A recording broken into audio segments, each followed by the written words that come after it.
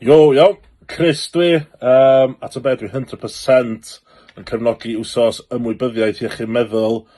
Wsos yma mae'r Cyngor Gwynedd yn sôn am 5 ffordd at les, a dwi'n heddiw yn dod really cool i siarad am rhoi, a faint o bwysig di'r rhoi, t'wo? Di'r rhoi neu giving back, give back to the community neu beth bynnag ti isio deud. Ddim yn gor'o' meddwl rwbath massive, t'wo', ti'm yn gor'o' dedicateio bywyd chdi to give back, ond ma'n gallu fod yn rwbath bach yndi? Fatha jyst gofyn i rywun yn stryd sy'n ma' nw neu t'wo' ffeindio pobol unig sy'n y cymuned sy'n angan help a jyst gofyn os ma' nw isio rwbath, t'wo' illa jyst even chat ma' nw isio, t'wo'. Ond